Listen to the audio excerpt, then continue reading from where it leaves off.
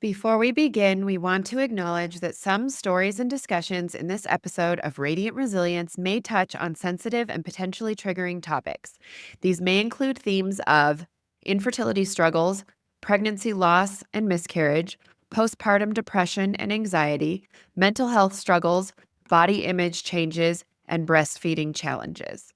Our goal is to share real life experiences in a respectful and empathetic manner, offering insights into the complexities of the human spirit and the journey towards resilience. However, we understand that some content might be difficult for listeners. We encourage you to prioritize your well being and discretion when deciding to listen.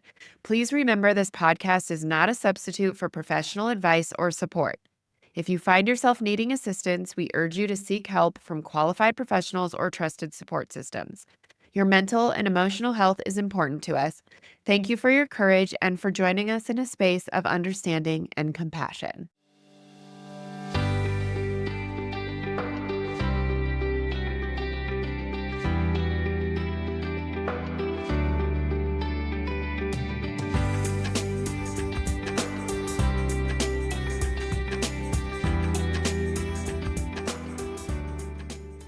Welcome back, everyone, to Radiant Resilience. I have a returning guest today, my dear friend, Cookie G. Larson. Cookie is here for a second time today. We are going to change up the topic a little bit. If you haven't listened yet, go back and listen to episode 25. She came on here and talked about her getting her citizenship here in the US. So it's a very fascinating story. So definitely go back and listen to episode 25 if you haven't already and learn more about Cookie. But today we are going to talk about a topic that I think a lot of women struggle with, but is not as widely talked about. I think it's getting better, but postpartum depression is going to be our topic for today.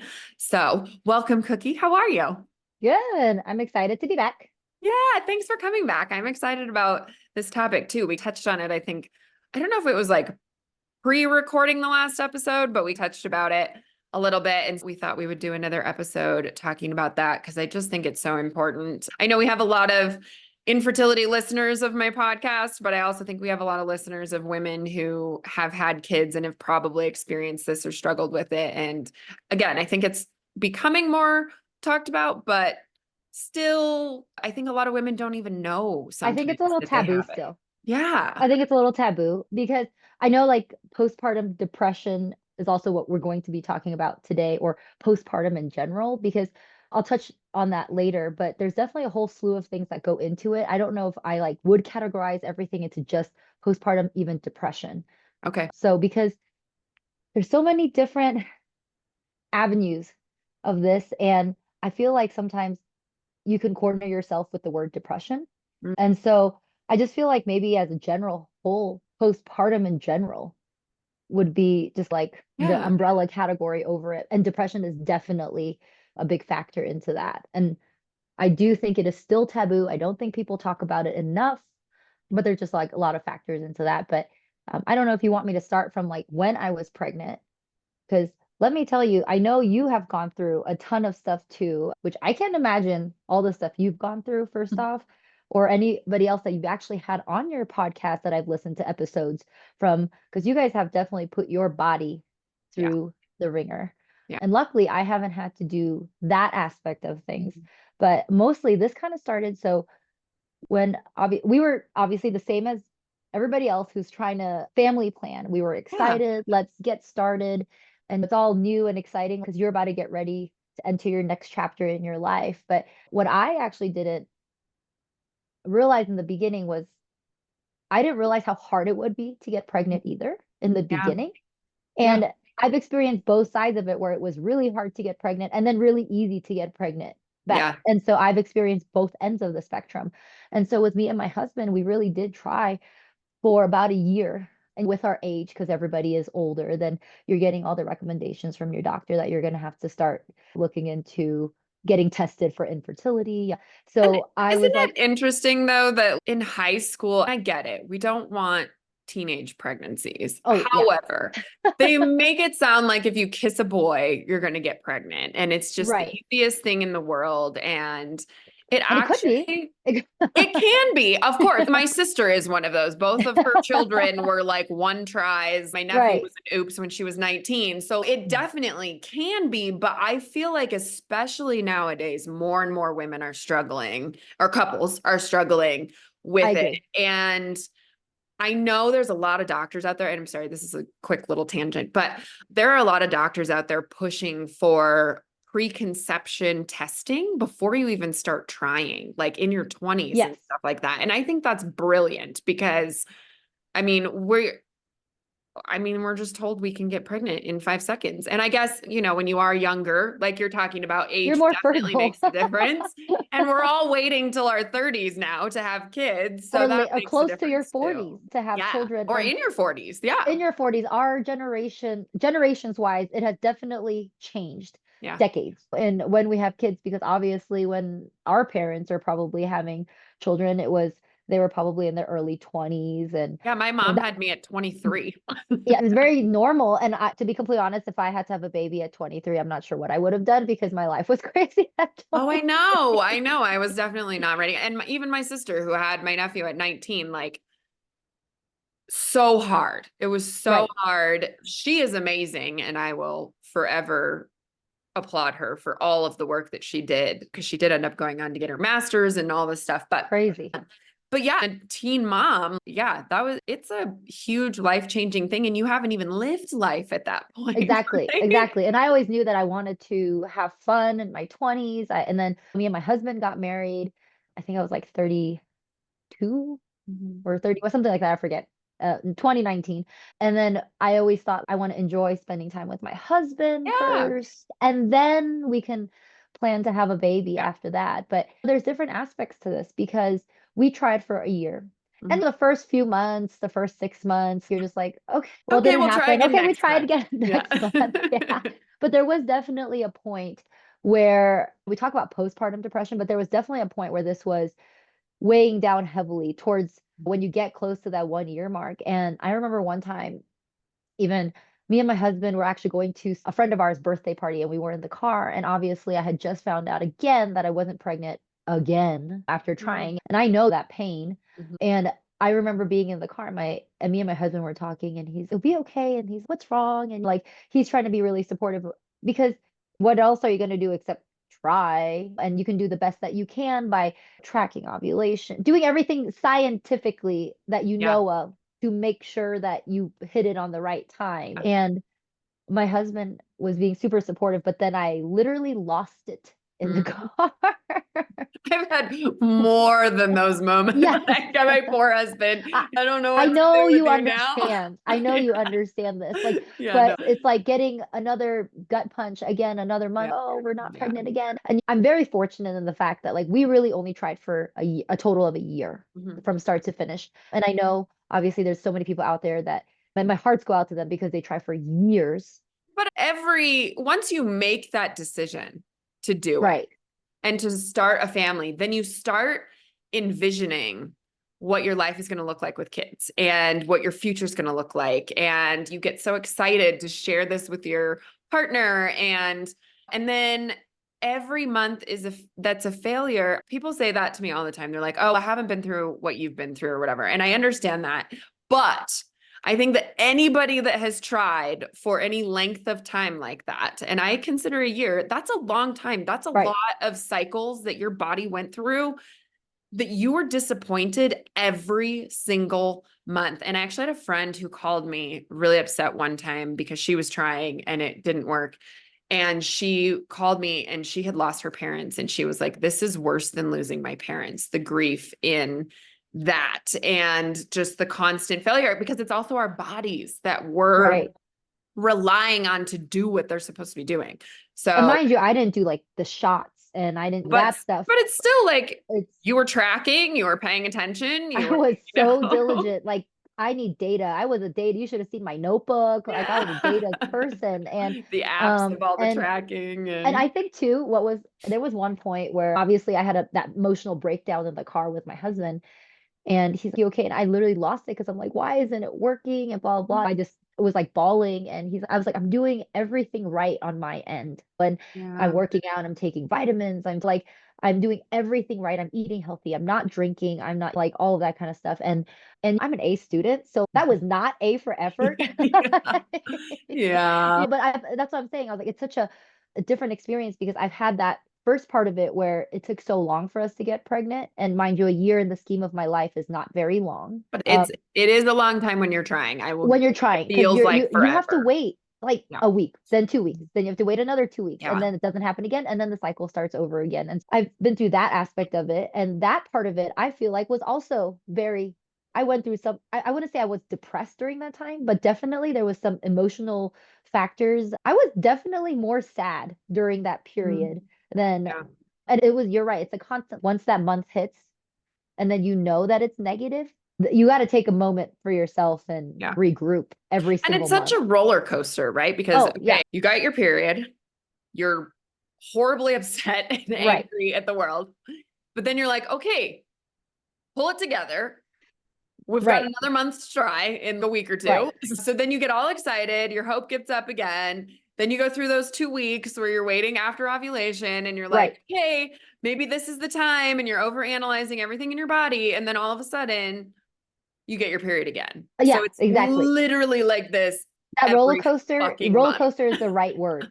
Yeah. 100%. A roller coaster is the right word because even trying to get pregnant, there was some factors where, and I know you have gone through this and other people with infertility where it's emotional roller coaster for you, but it tests your marriage. It tests your Yes. marriage. And my husband and I, honestly, we always joke because like we have really never really fought prior to trying to have kids. I think maybe we had one fight on our in our entire like dating to getting married phase. Like we communicate very well, Yeah. but I think there was like one time where we were very stressed. It was like the same year where we're planning a wedding, we were getting a rental Yeah. ready and re-renovating, buying a house. Like it was like all in a matter of 4 months, we were very stressed. And I think that was like the only time I can look back and be like, oh yeah, we definitely yelled at each other. Yeah. And then luckily, like going through trying to have a baby, although I didn't have depression, I will tell you that there again there was like factors in it every single month that I had a hard time with. And emotionally, it was really draining for me during that time. And my Being husband, pregnant, you mean? Or, you know, like trying. And yeah. then my husband was incredibly supportive Yeah. because me and him always talked about if it didn't happen. And luckily, we were like I said, we have a very open line of communication where we talked about we would not go through crazy measures to extraordinary measures to have a baby. If Mm. we tried and it didn't happen by a certain age, we had discussed that, all right, we'll just be happy together. Yeah. Yeah. So that was part of our family Yeah. discussion, like planning discussion. And that is Yeah. not the same as other people. And, but then it was crazy because I went through some crazy, nothing is crazier than your hormones. Go trying to get pregnant, getting pregnant, and then having a baby. Yeah.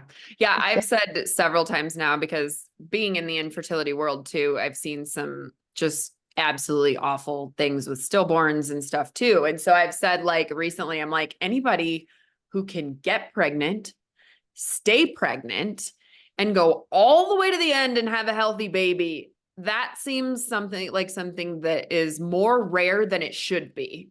And if you look at the scientific version of all of the inside of all of this, it is 1 million things have to go right Yeah. in order for that to happen. Yeah. So, you know, in my head, I thought it would always just be easy. And then it wasn't. And then we had that emotion. I had an emotional breakdown in that car that day. And I'm talking like, have you ever ugly cried so hard that you like, you can't speak? You're like Yep. one of those moments in the car. And Snots yeah, we're everywhere. sitting in the parking lot right before we're supposed to go into Oh, a birthday party and had oh, this that's emotional breakdown. And I know other people know what this feels like. That was also the hardest part is because I really felt for a while there, I had to like really pull myself together mentally every month when we were actually trying. So that actually is where it started. And then we were very lucky and fortunate. And then we got pregnant. But what was crazy was then I went and we had an early miscarriage at 7 weeks. oh, And it was so sad because we were so excited to tell people. And yeah. we only told three groups of people, my best friends, like his best friends, and then just a real close knit, like family best friends, and then like my parents. Mhm. And literally, like, I remember I told my mom, and 3 days later, I was already like having a miscarriage. And it was like the saddest thing ever because the grandparents are also excited and everyone's just super excited. And then that happened. And it's because I had bleeding. And then everyone's like, don't freak out. It's sometimes common. You're not Yeah. supposed to How are freak you out. not freaking out? And that's also why I wasn't announcing it on social media until we were at least into the second trimester, that safe zone. And so I'm glad I didn't tell more people. It was just like a handful of people, just our close people that we told. And then we went through a miscarriage. And then what was crazy is um, you get medication to try to pass it on your own. And I was really lucky in that fact that my body responded and did what it was supposed to do. So I didn't have to get like a DNC because I Mhm. honestly, looking back at it now, because I had such a hard time with the miscarriage, I'm not sure I mentally I could have even gone through a DNC. I would have probably been more of a wreck than I Yeah. already was. And I remember just I did, like didn't come out of my room for the whole week when we went through the miscarriage. It was my hormones were crazy afterward. There was constant crying, there was constant anxiety, there was so much feelings and emotions. And again, husband was so supportive. And I think that was probably the most raw in our entire relationship that he's ever seen me was like the Mm. day that I knew I for sure finished passing my pregnancy, early pregnancy, and I came downstairs and I looked at him dead in the eyes. And then I just started bawling with no words. Mm. And I looked like a zombie because I wasn't Yeah. showering. I just been in my room for Well, a week. and Like, let's talk about the fact mm, that if your hormones were stable at that point, it would have been an awful thing to be going through. right, And then you right, add on top of it the hormonal mess that we are. right. Like I like it makes it 10 times worse than it the hormones were is. crazy. I Mhm. had never felt anything so Mhm. insane before in my life until I went through the miscarriage because we're on such a high, then such a low, then and it hit even harder than just trying and finding out you weren't pregnant. Yeah. Because you're right, like then once you are pregnant, then you Mhm. have other things that you are thinking of for the future. It's not Yeah. just like trying anymore. It's once you're pregnant, now you're like you're already thinking about baby names, you're already thinking about things like Because that. your And life then is about to drastically change. and so that was really difficult. And then I brushed I've been always very independent and very strong. So when I was going through that really hard time emotionally, and I will always reiterate this, I have a very supportive husband through all of this. And I always joke, I'm like, I don't know how you didn't leave me through all of this because Hmm. I was a totally different human being during this Yeah. time. And so I brushed it off because in my entire life, I'm 100% about making sure your mental health is healthy. You are keeping yourself in check. You are going in for checks. If you need help, I have no problem. Please seek help. I am definitely an advocate for mental health, Yeah. but I personally had never experienced it Mhm. where I thought I would ever even need help or talk to anybody. Or I'm very strong and independent in the fact that when I go through anything, I will just deal with it on my own and then I will figure it out, is how my mentality is all the time. And then to go through this, and it was really hard. And what was crazy was just going through that like simple, and I'm going to say my miscarriage was much more simple than other people's, obviously further along, Yeah. because those obviously break my heart, and all miscarriages break my heart. But I was very fortunate, and me and my husband talk about this, that if we were going to have a miscarriage, I'm glad that it happened in the stage that I was in, um, for my body to process that and pass it. And it was just early on. So it wasn't like a full on baby either. I am grateful in that manner that even if it happened during that time. Yeah. Yeah. Okay. And I'm the strong, independent person that's trying to get through this. And what I found was during the miscarriage time, and of course, you're on the phone, you're Googling, and Yeah. so I honestly, I cannot believe how many things I have read of statistics and Mhm. all of that stuff. And really that was also my own therapy in a sense to know that like you are not alone. Yeah. But in turn, you're right. Even if it happens, because 1 in 4 pregnancies end in a miscarriage, and it could be a chemical miscarriage or it could be like a chemical pregnancy or it could be something further down along. But 1 in 4 Yeah. pregnancies, and some people don't even know that they're pregnant. Yeah. And like luckily we would because we would be tracking it religiously, Yeah. stuff like that, unless you really weren't paying attention. But yeah, so that was actually my first like hormonal roller coaster of like Mhm. highs and lows, and especially after your body passes it. even if it was early on, like my hormones were just so crazy. I could probably just cry. Like I Mm. would see something and just cry. And I'm not even just talking while I was going through it. It could have just been like 2 weeks later, whatever. And I'm very fortunate in the fact that I had the other side of things where I couldn't get pregnant in the beginning. I don't know if it's my body just had to learn how to do it. Who knows? Yeah, they've said that before too. I've heard that once you've done it, that's why they say sometimes it takes forever to get pregnant with the first, and then Right. sometimes the second one is boom because your body's now done it. And so I don't know what the science is behind that, but I have heard that. I So I don't know either. And that's exactly what happened to us. I had the miscarriage and literally the month after, and mind you, we were not trying after the miscarriage because my husband and I discussed that we're going to take a break yeah, after the miscarriage. I just needed yep, to mentally just get back to my own happy. And of course, we weren't trying. And we literally got pregnant the next cycle. wow, And then I was terrified. Talk yeah, about, because we you talk, had the right. miscarriage. And we talk about depression. So I wasn't like depressed or anything during this time, but more so, we talked about anxiety. How Hmm. much severe anxiety I had was unreal. I'm already a pretty type A anxious person. It's crazy. But I had never felt anything of this magnitude with Mm. being anxious was with when I got pregnant with Breck.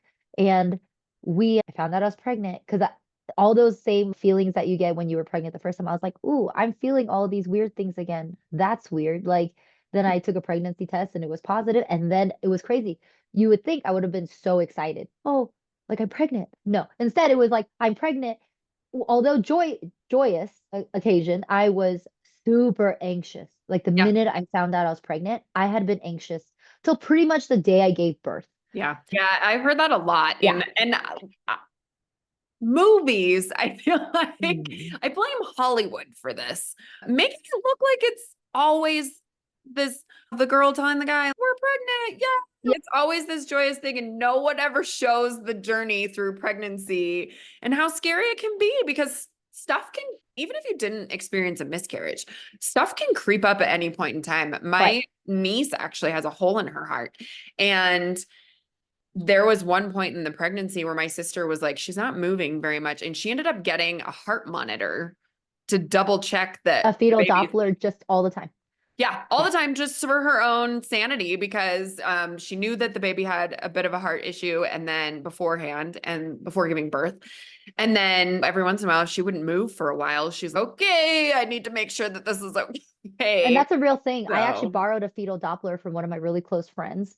mhm. They brought it all the way up here from Colorado Springs, and I used that thing religiously for a while, but then I had to actually stop myself because I was like, okay, you're letting this kind of run your life because you're Yeah. worried all the time. And my husband always say, if you're worried, that's not doing anything good for you or the baby because you're No, but that's stressed all the so time. hard. Yes. And so much harder said than done, Yeah. obviously. And so it was crazy because I got pregnant with Breck literally the month after. So then I didn't even have time to grasp, I'm going to try again.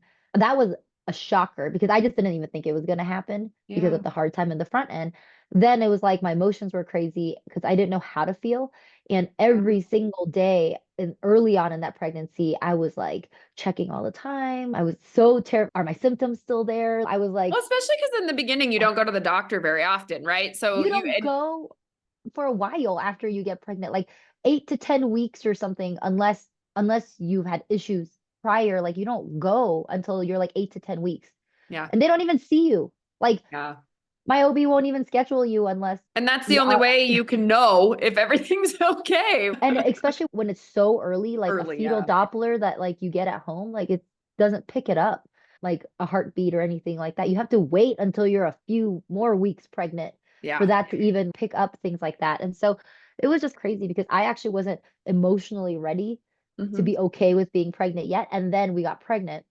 And then that was a whole nother roller coaster because your hormones in that first trimester is already crazy. And like on top of your hormones being crazy, I was as sick as a dog with Hmm. Breck. I was so jealous of all my other friends who had babies and they were, oh my God, I love being pregnant. Or Did you have a lot of those? Because I don't feel like I've met a lot of those women. like my two best friends that have my two closest girlfriends that have had babies, Literally, they had no issues. Like they're just like, oh, fine, it's fine. It's a little Oh, uncomfortable. It's whatever. And then obviously, because no one's comfortable when you're huge, you're just uncomfortable in your own skin. Just they're just no, I feel fine. Oh, I might have a little bit of cramping or a little pain because it's heavy or whatever. And mind you, other people have had worse pregnancies than me, so I can't say that mine was like the worst by any means. But mine was, I knew I was pregnant because I was crazy sick.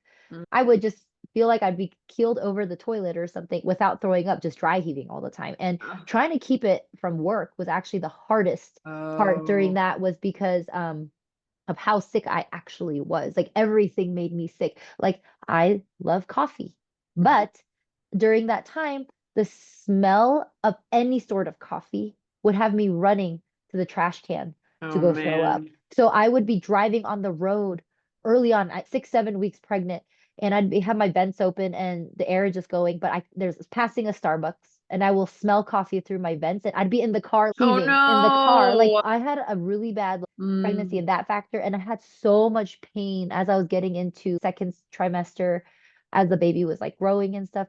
I had so much pain. I forget what they call it, but it's just because like all your muscles are stretching and I was like, I remember like for somebody who's as active as I am, and in my head, I thought going into pregnancy, I was going to be like this crazy. You see the people on Instagram that I was going to be like this crazy fit person, lifting weights, running like with a big old belly. That did not happen at all. I almost didn't work out almost my entire pregnancy. My Colin's got a roommate from college. We haven't spoken to them in years just because of life. But I saw when she was pregnant with her first one, this was years ago, they were super into CrossFit. And I saw a picture of her like 8 or 9 months pregnant doing pull-ups. And it I was this can't whole even do a pull up. caption. I can't do a pull-up either, but it was this whole caption of they tell you when you're pregnant not to do these things, but blah, blah. And I was just like, whoa.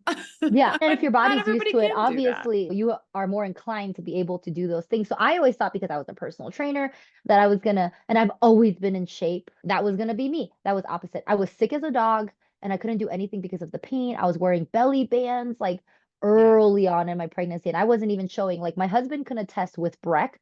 I probably didn't really even look like I was pregnant till I was like almost 34 weeks or Oh, 32 or wow. 34 weeks. And then Brett came early at 36. Like literally, I just started Oh, looking pregnant and then I had a baby. Like, wow. so it was just insane because then on top of my hormones being crazy, because I could tell you that first trimester, I felt like I was literally crazy for a while there. And then after that, like going through, and what's crazy was even on the first trimester with Breck, you talk about depression and anxiety.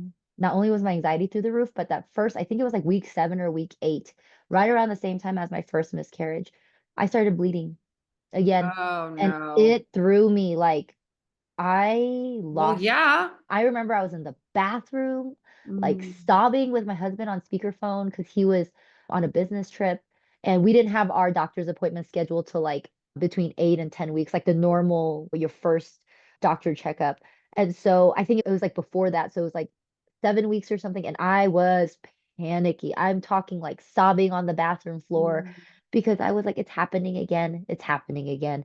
And I then the mean, when you doctor, start bleeding while you're pregnant, what else are you supposed to but you're think? not, that's not supposed to happen. And I know there's sometimes spotting and normal things that happen. They call it like implantation spotting or something like that. I don't know. And Yeah. so you read so much stuff on the Yeah. internet. Like that's what Yeah. I'm saying. Google is sometimes is like your best friend, but also not your best friend when you're Yeah. going through a hard time because you go through a rabbit hole.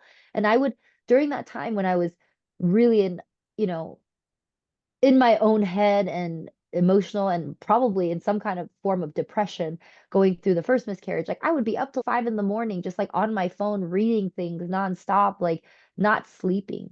So part of it's like insomnia and stuff like that because you're so stressed out.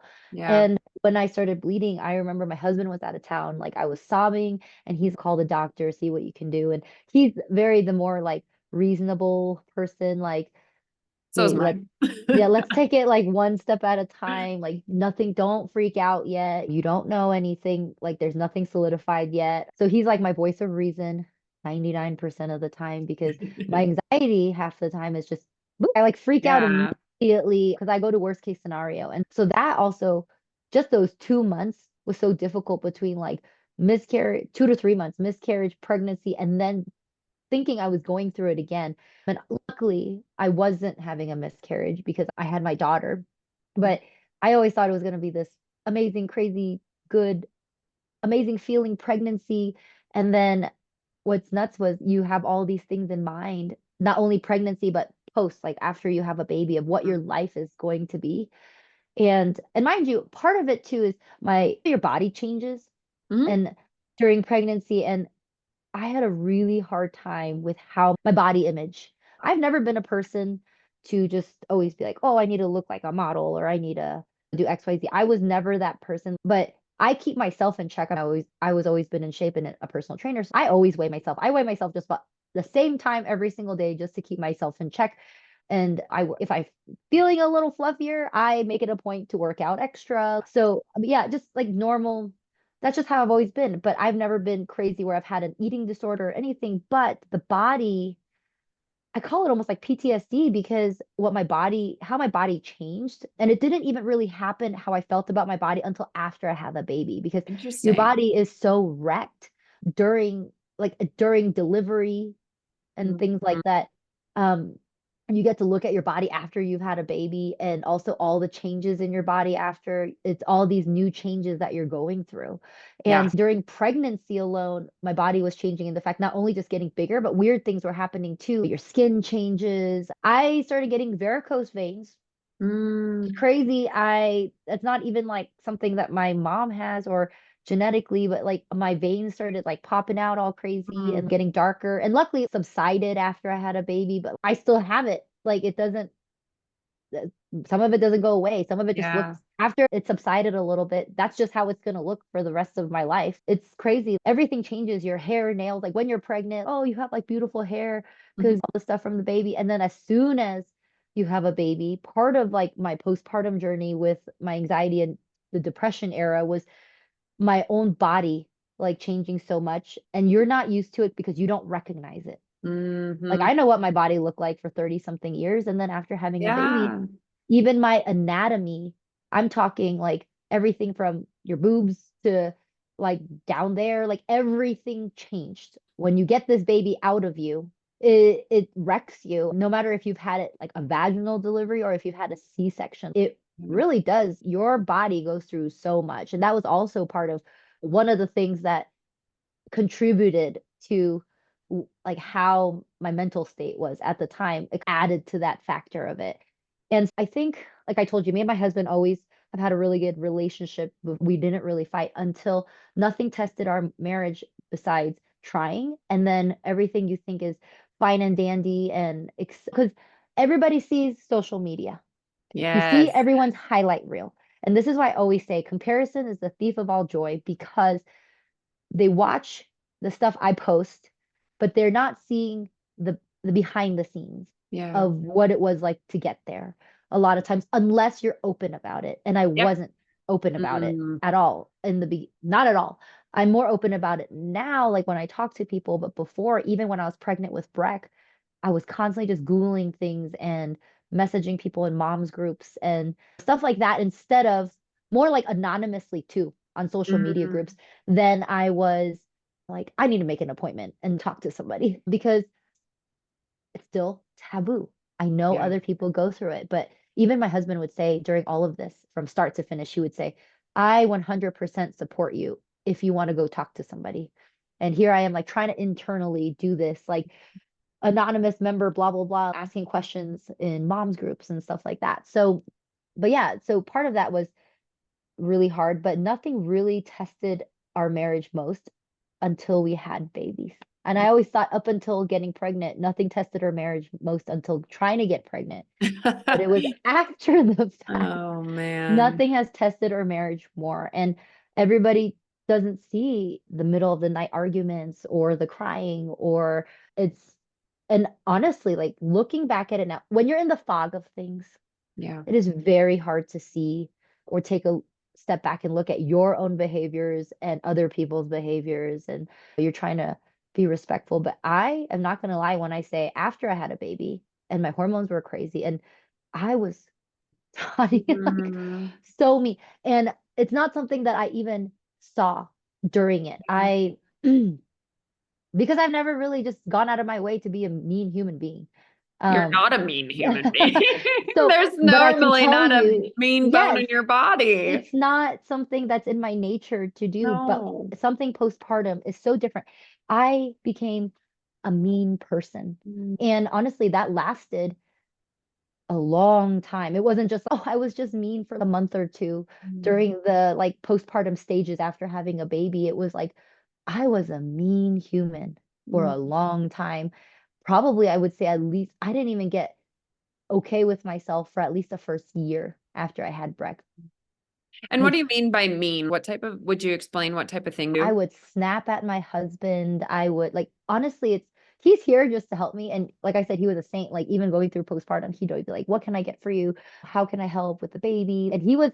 I'm very fortunate because he's very hands-on. Like I'm talking, my husband changes equally as many diapers. He gets up equally as many times in the middle of the night, if not more. Actually, these days he gets up with my toddler more than I do, so I can sleep. And he's very supportive. But honestly, in that I don't even know what happened. It's like a switch happened in my brain and I just became mean, like a totally different person. Everything annoyed me.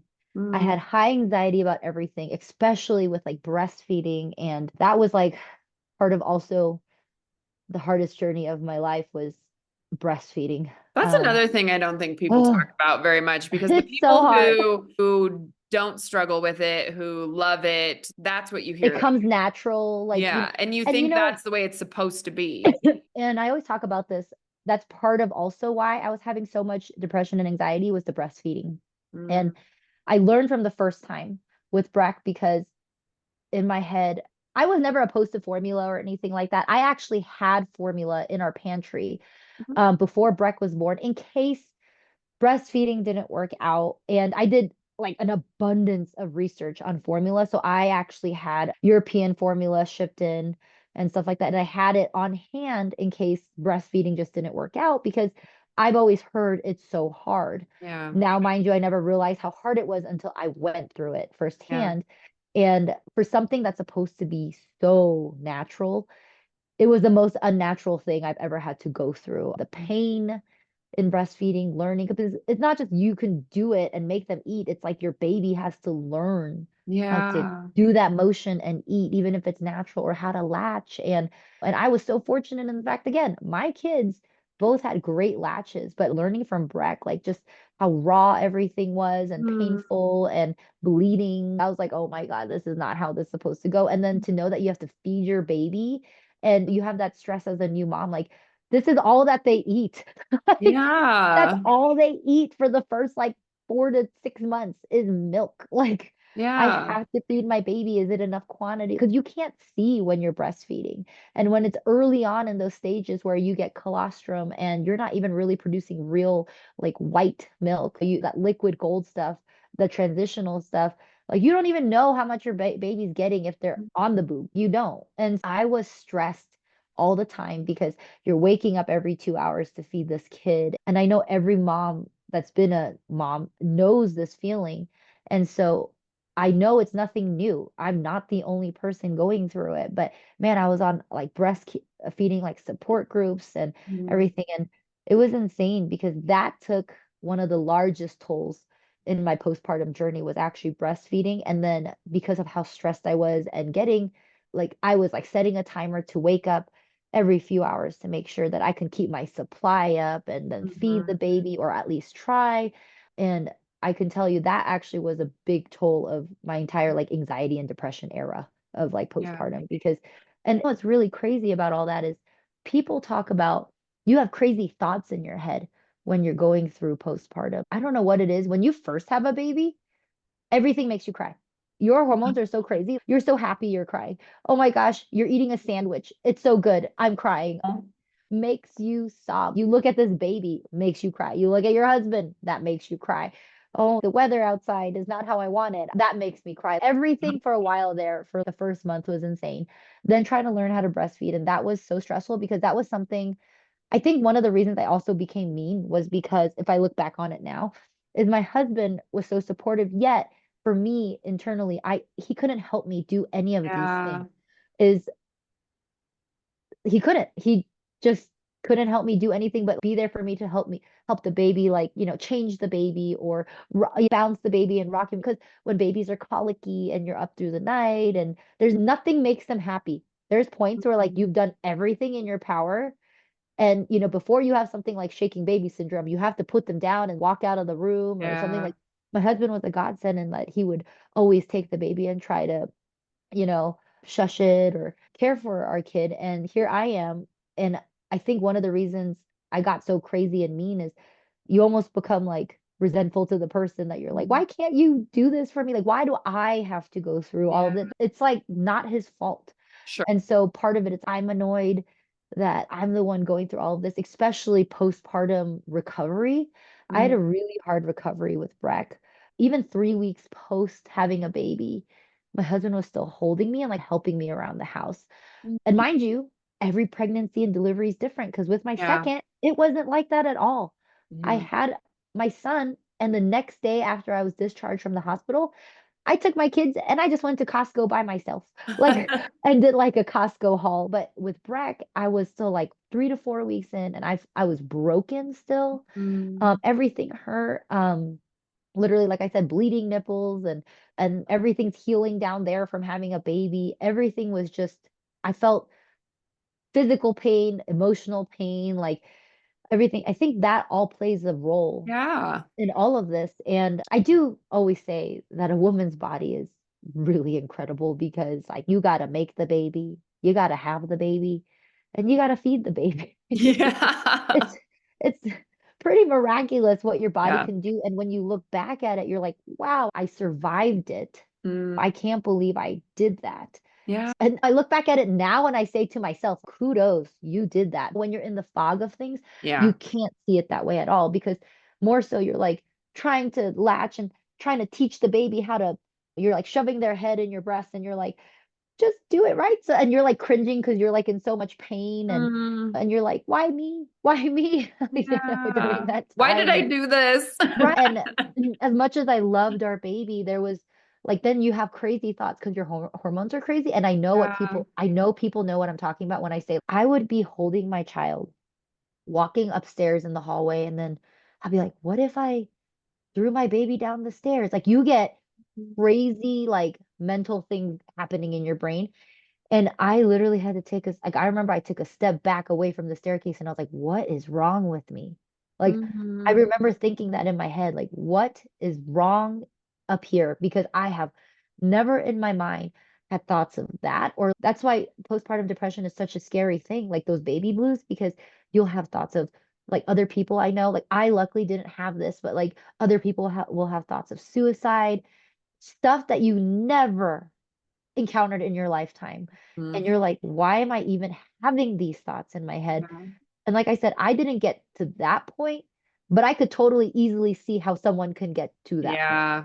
Yeah. So there's that aspect of things. And that roller coaster, like you said, even after pregnancy was insane. Just that whole first year, because your baby changes most in their first 12 months of life than they will the rest of the time because the growth slows down after that. But it's insane like how much the only constant thing in the first 12 months of life is change.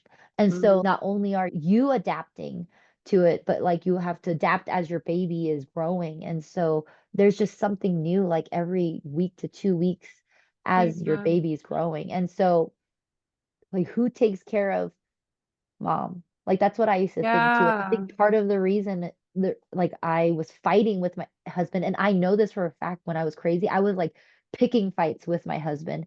And that is not in my nature Mm. to just pick fights or just randomly be mean just to be mean. Mm. That is not in my nature to do that. And even my husband will tell you, like, if we talk back about the first time after I had Breck, he'd be like, you were so mean. And Mm. I will look back at it now and be like, you were right. Because now I'm in a better mental state now than I was Sure. back then.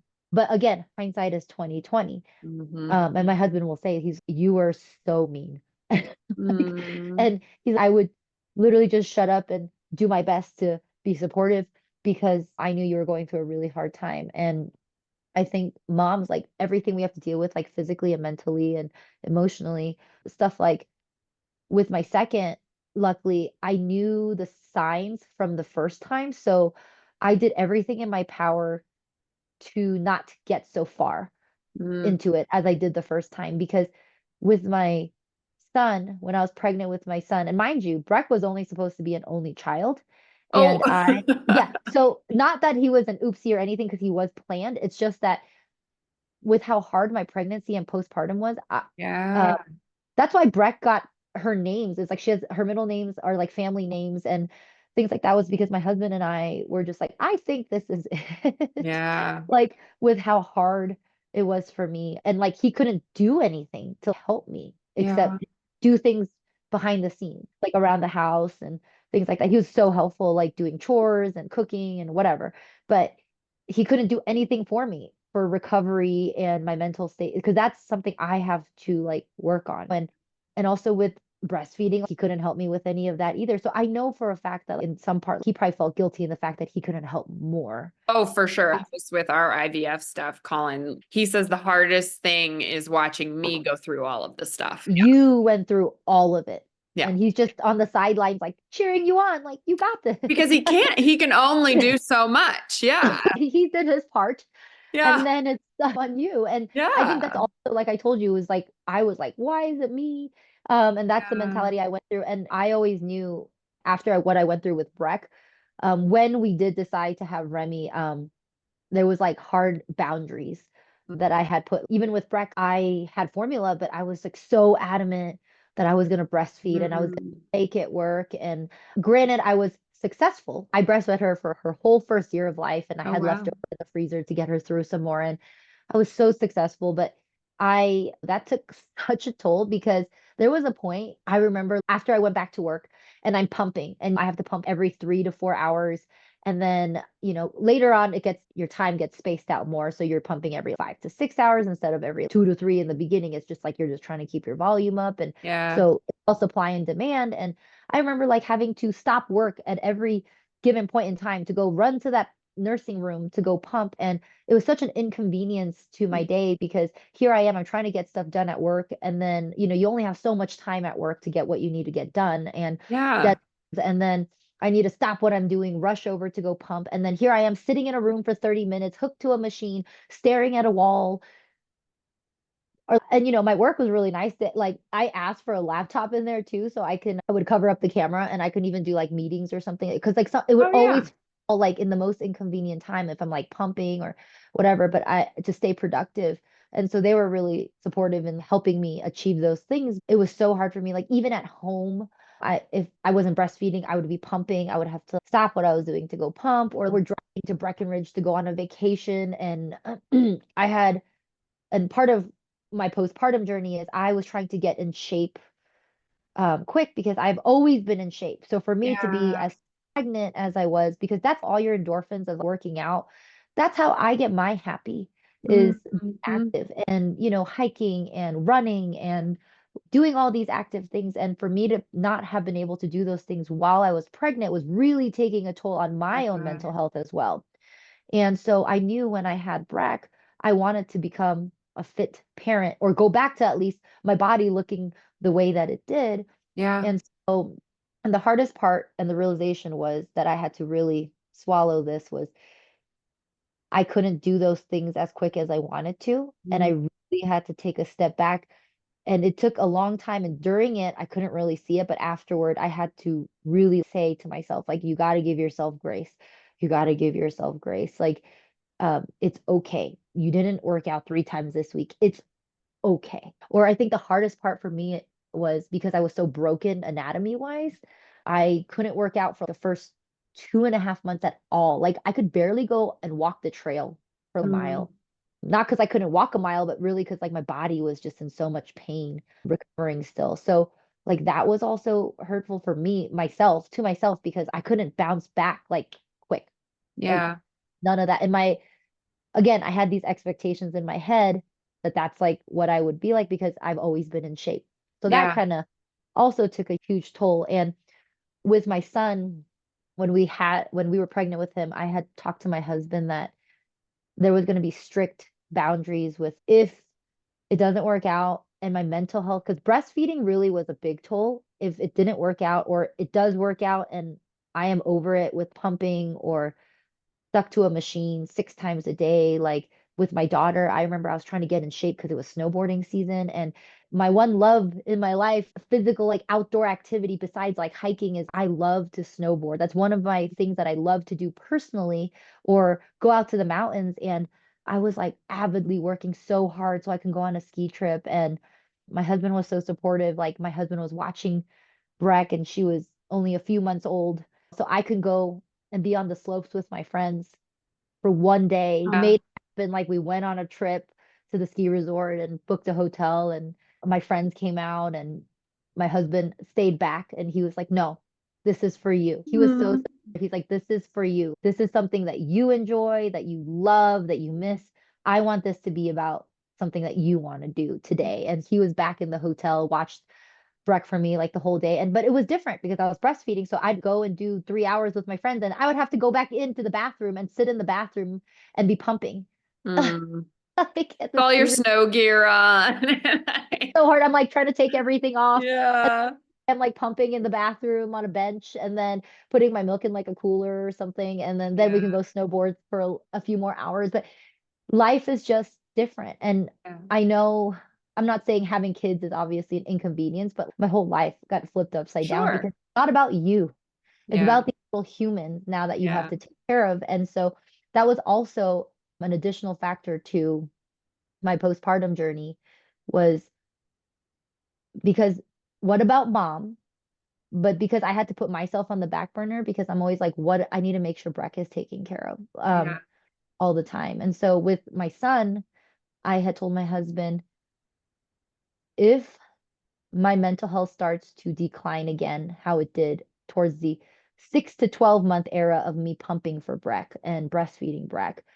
And mind you, it was such a negative and a positive. It was such a double-edged sword with breastfeeding because Sure. I told my husband, like with Remy, my son, at 6 months, I'm going to reassess. And if this is still something that I'm struggling with, I'm going to stop. And Mm. that like a personal decision if I'm going to reassess at this time. And if I make it then and I feel okay, then I'm going to keep going. But if I'm not, I'm pulling the plug. Yeah. And luckily, I was in so much better mental state postpartum with Remy. And I think it's like I said, I learned from the first time Yeah. where I didn't want to be, Yeah. um, that I was just overall happier after Yeah. having a baby, although still crazy. Sure, because you're still dealing with the hormones and the Right. physical aspect of it and everything. But I think also maybe knowing what to expect in general Yes, probably and helped a stopping lot. it, like when you started feeling those emotions again, starting to get to you, like even just being like, husband, you need to watch the kids. I'm gonna go out with my girlfriends for a night. Like I needed those kind of breaks. Whereas like with Breck, I didn't even go out. I didn't even. It was, and also it was 2021, so I was still really scared about people coming over if they had COVID, like with a newborn, and I was like, it was it was so stressful that I think that also took a toll too. Yeah, for sure. At what point after your first one was there any point in that time frame, you said it was about a year that you were affected by the depression, anxiety stuff. So where in there did you ever recognize that's what that was in that time frame? After that. It was It was after that. It wasn't even after. during it. Yes. And Okay. so, like I said, I have no problems. I'm an advocate for mental health, that I want people to seek help. And when I was going through it myself, I was just like, I'll be fine. I'll be fine. Like I was trying to just take that mental load myself. And I didn't even realize that's what I was doing. I was like pushing people away, Mm. becoming more of a hermit Mhm. because I was trying to deal with it on my own. And it wasn't even till Breck was like a year and a half, I look back at it and I'm like, I really should have done this, or I Oh, should have done that. And my fog mostly, I feel like most of that all cleared after I was completely done breastfeeding. It's literally interesting. the hormonal change is insane because you get a hormonal change like when you have a baby, when you start breastfeeding, a few months after your baby has been breastfeeding because their needs are different. Yeah. Then they start solids, and then you have to get to a whole nother routine. And then honestly, a lot of what I went through was because I feel like of breastfeeding. Mm. And So like around 6 to 7 months, your body changes again to the needs of your baby. And then when they're weaning, and remember I told you about the physical aspects of it? Yeah. I had crazy postpartum hair loss. So common. This is so Yeah. common. So like for anybody who doesn't know, it could happen to you. Yeah. It's any hormone changes affect your Right. hair Even if dramatically. you lose a ton of weight fast, like Yep. just normally, like you can lose your hair. And Yep. mind you, I did lose a ton of weight quickly because I was trying to be proactive in like getting back to my old body Yeah. and breastfeeding is extra calories. I was dropping weight very quickly. And I know that also attributed, like, was a Yep. fact that was attributing to this. But my hair, I think it was 3 or 4 months with Breck, I was in the shower and I already knew my hair was like falling out and but it was like cancer patient. Like it was just Mhm. so much. I would have a sink full Yeah. of this hair every shower that I took, and my ponytail was Yeah. like teeny. And so I also then started getting really stressed about my appearance. And then Mhm. like hairline was like going up there. And then I can literally physically, if you had lifted my hair, you can see how sparse that you can see my scalp. Yeah. And Yeah. I get very self-conscious about stuff like that because in my whole life I've never had that. Yeah. And I know like right now we're through like YouTube and you do the recording through your channel and stuff, but like you can't see it too much now, but like I actually have an entire 5 inches on the bottom from just when I stopped breastfeeding Remy. Like I Yeah. had 2 sets of hair loss. Was like once when I was Yeah. like 3 to 4 months postpartum, just because your hormones are drastically changing, and then your weight's like going down. And then when I weaned with both my children, and this actually happened with both 3 to 4 months, and then at like around the 12 month mark, or when I weaned, because I actually weaned Remy earlier than Breck because I said, I'm done. Like Mhm. I had to take a step back and be like, not because I don't love my son, Sure. you know, I've made it. Like Yeah. I'm happy with the progression I've had, and I feel like it was a success to get to as far as I did with my Yeah. son. And when I stopped breastfeeding with him and weaned, again, crazy hair loss immediately. Mm. And so I have a weird 5 inch gap right now in the Yep. back that I have to pin up all the time and all of that. But you're right, I didn't see any of this till after the fact with Breck. So she was about 14 to 16 months. And I Mm. remember just being like, I wish I wasn't so anxious when Mm. I first had you because I feel like I would have enjoyed motherhood Yeah. more because I feel like some of that was stripped away.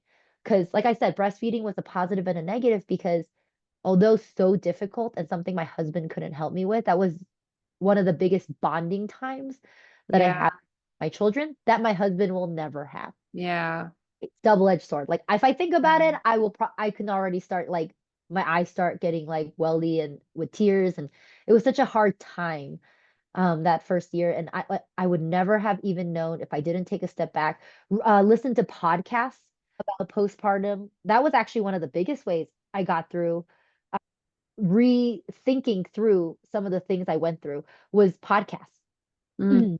And it's not even generally listening to podcasts only about postpartum either. It was like podcasts like yours where it was like going through a hard time and like looking back at like in that time what could I have done differently, but also what could or in the situation like what could I have done to also prevent myself from getting into Mm. that dark rabbit hole. Yeah.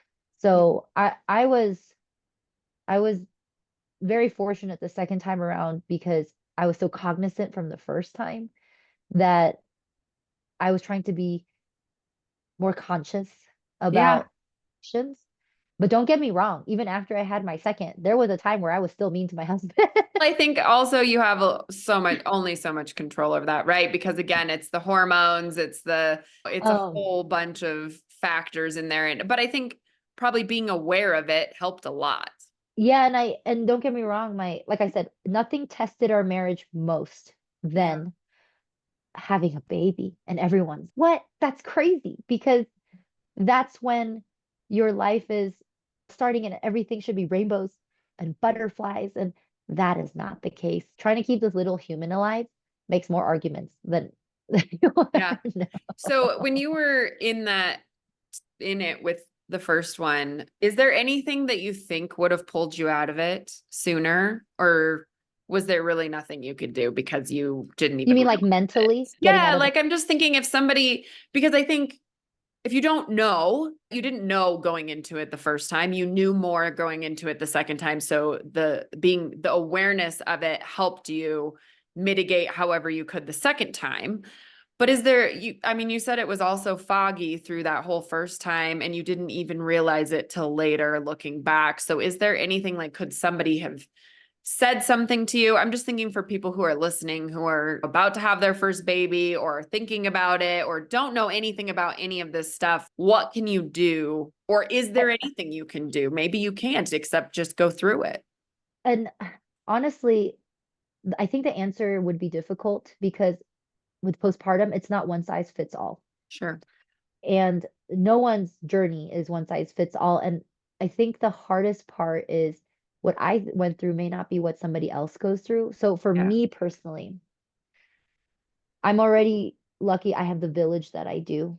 I Mhm. have so many people that are willing to be hands-on with our children and help out, and friends that are also willing to help out, and a husband that's incredibly supportive instead of the way I grew up. My husband's incredibly hands-on father. And I think one of the things is if I'm not okay, looking back at it, I need to be okay with talking about it. Mm, Number one. And I am not that person. My husband can tell you firsthand that I am a person that I will get through it myself and I will figure it out yeah. and it will be But you were fine. also figuring everything out by That yourself, that was the right? problem. I was trying to Mm-hmm. figure out my everything 24 hours a day. And that was also hard because I knew nothing. Yeah. Yeah. Most people don't going into their first one. So I Yes. just wondered if a friend would have come to you and said, "Hey, Cookie, I think you're struggling with postpartum." Yeah. Like, how would you have received that though? In the moment, you said you were I, mean. Maybe to you be would have completely been honest, mean. I don't know. I would have even taken that well. That's why I'm And wondering if maybe there was nothing that could have helped that first time around because you weren't even aware of it. and also too, in my culture, it's always just you don't always ask for help or like things like that. So it's I honestly thought even if somebody did that and reached out, but I don't even know if they would have seen it because the front that I would give off in front of people Ah. would be so Mhm. different that they wouldn't even know what I'm going through mentally. So it really was only your husband that was Oh, really? into The it. person was And that's closest to me was the person that was getting the whiplash the most. and so Yeah. definitely if he would have said anything, you probably would have been like, stop Mhm. it. Right. And like I said, he was so supportive in the fact that there was points in that 12 months where he was like, I remember him holding my hand and just being like in the car, if you need to talk to somebody, I support it. Mm, But he was also probably felt, I'm sure he probably felt like he was walking on glass, even yeah, like saying that statement, because yeah, you never know any little thing that you could have said at that time would have probably had me have a breakdown and start yeah, crying. And it could have been something like, as in, you're such a great mother to, you're like, you're doing fantastic to even just, babe, I think you need to see somebody would literally just, everything would make mhm, me, I was so unstable yeah, at that time. But like I said, even if I wasn't internally okay myself, I would do my best to always put my best face forward in yeah, front of everybody else. But I yeah. think, That's true, right? So this is all going on behind closed doors. and the biggest takeaway too is if I had to give anybody advice is if it is so normal that um anxiety and depression and stuff like this, postpartum anxiety especially, is super normal. And I already had anxiety to start Mhm. with. Like if you're already an anxious person, just know like it's going to be elevated Mm, going through it your first time because everything is unknown. 24 mm, hours a day, mm. everything is unknown with a newborn. And there was a couple times I did reach out to UC Health to, I think it was the Wish Clinic. It's like a women's integrated health. They also have another offshoot where it's like postpartum and it's like mental health Okay. facility that kind of it's all mental health related with also normal like health like OBGYN and stuff because they Okay. want to make sure moms are okay Yeah. overall, like Yeah, umbrella, yeah. just like physically. And I did talk to a couple people during this time too on the phone. And once was before I had a baby because they're like, I need to know, talk to me on why you think talk to me why you're so anxious. And I was so scared to give birth before having a baby. So I talked to a person the entire time for like an hour. And they're like, your fears are not like, they're not illegitimate or anything. Like they're valid on why you feel the way that you do. And then the second person I talked to, I was in the car and I was just like talking to them through Bluetooth for like an hour, and I was just like talking to them about how anxious I was, and it was all normal things on why women feel the way they do postpartum. It's Yeah. now just a more of how you're going to Yeah. manage that. And I feel like I've gotten better. I'm not still 100%. I guarantee for being an anxious person, I'm not to my level that I was prior to having babies. Oh, interesting. Okay. I think I always have some height of anxiety. And I'm not going to lie when I say this, like when I was in the fog, I wouldn't have known this, but I wouldn't even put it past it if I look back now. Some anti-anxiety medication would have probably been good for me. Okay. Like Yeah. looking back at it now. And I would have, looking then, I would have been like, no, no way. But then now outside of it, I really think Mhm. back and I'm like, maybe that Yeah. wasn't such a bad idea. Even if it was temporary or something, like, Yeah. Yeah. because sometimes I felt like my heart was racing so hard that it was going to burst because Oh. I had anxiety. And sometimes there was one time too, I had so much anxiety. I put Breck on a baby carrier and I walked the trails for Mm. God how long. And I walked and I cried the entire time. Like Oh. I was, like it was like over an hour of just walking and crying with baby wearing. And Mm. sometimes you just need a good cry. Yes.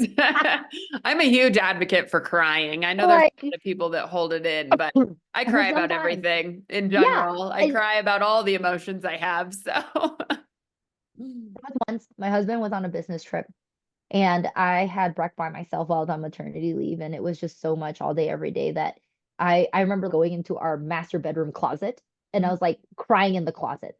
And then I was like, I came out and I was like, all right, I'm fine now. yeah. Like, I just had to take a break. I mean, I even feel like if I haven't cried in a while, You're then for it like a good creeps up on me. cry.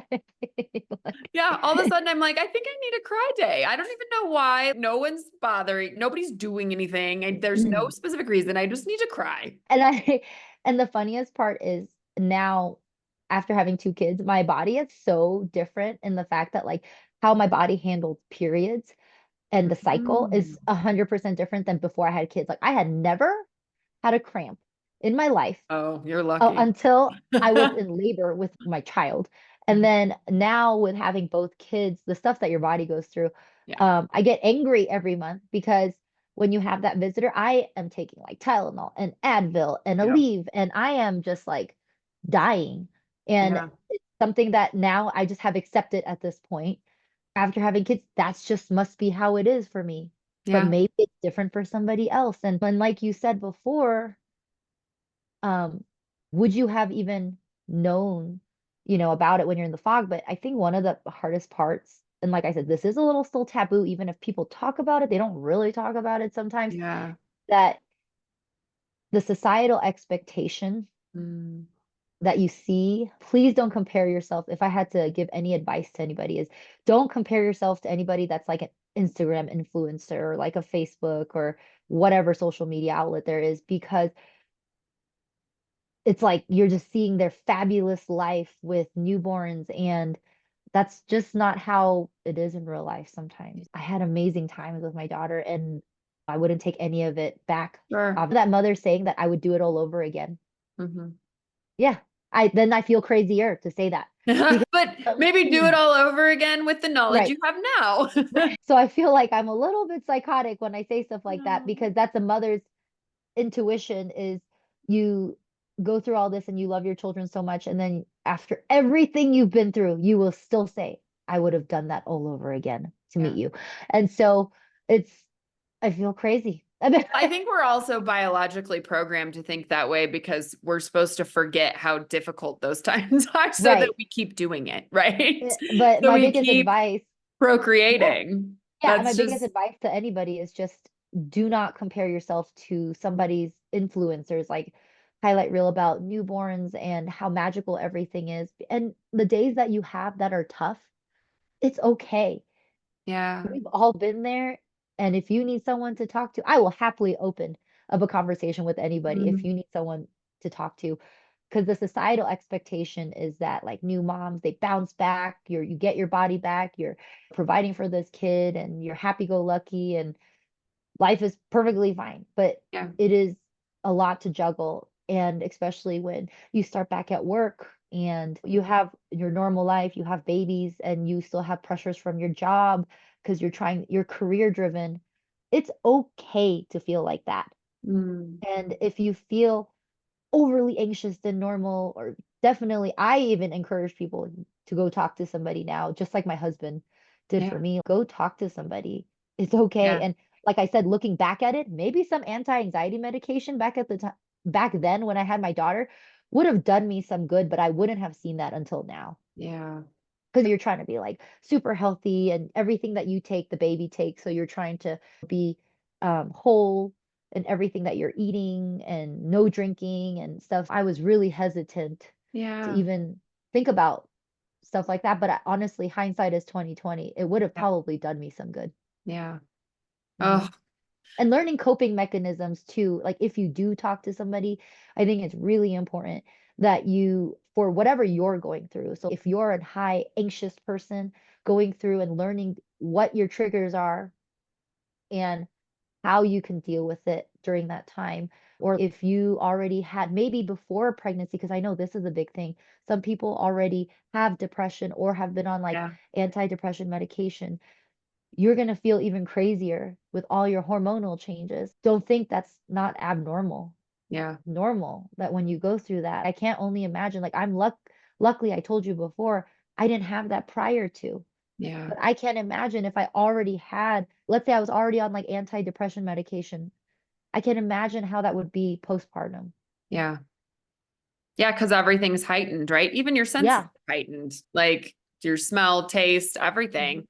So, of course, it makes sense that your emotions would be heightened as well. And then the hormones, again, are just Yeah. affecting all of it and controlling all of it. And So, I'm not saying that I don't want people to come and be like, "Oh, poor you." Like no. none of that. Like we're strong women. We Mm. will get through it. And it's just a matter of sometimes it's what about mom? Like you have to think Yeah. about that. What about mom? And yes, like I said, your husbands are great. They do a good job and they're very supportive, but like your husband can only do so much for you at the Yeah. time. And Yeah. it's funny because I always joke going through newborn stage and having a like delivery, recovery, and going through your first year of life with your firstborn, really, because you've learned things after that. Yeah. It's almost like an initiation to motherhood. Mm, It sucks to say it that way. It's like the only way to get through it is to go through it. sure. But you really need to have a good support system beforehand. Mm, I luckily did, but like I said, I didn't really show it in front of people that I was yeah. going through such a hard time. Oh. So that's all I got. I don't. No, that was wonderful. Thank you so much for sharing all of that. I think it's really important. And I hope that everybody listening, if there's anybody that's struggling with it or has struggled with it, I hope they feel a little less alone now or aware that maybe they did, there's people that still aren't even aware that they went through something like that. So thank you so much for coming on here and sharing all of that. Absolutely. I enjoyed talking to you always. Yeah. Yeah. And if anybody wants to get a hold of Cookie, if somebody is struggling, you said you'd be happy to open a conversation Yeah, there. I will link ways to get a hold of her in the show notes. But yeah, do you have any final parting words? no, definitely have your tribe and it's okay to ask for help. Mm-hmm. And don't And, compare yourself. and don't compare yourself to others and have grace. Hmm. It's the hardest thing you'll go through, but the most rewarding thing on Yeah. the other end of things Mm. to go through. There's the light at the end of the tunnel. Yeah. Yeah. Awesome. All right. Thank you so much, Cookie. I love chatting with you. This was so good. So Perfect. thanks for coming on again. And thank you, everybody, for listening. We'll see you on the next episode.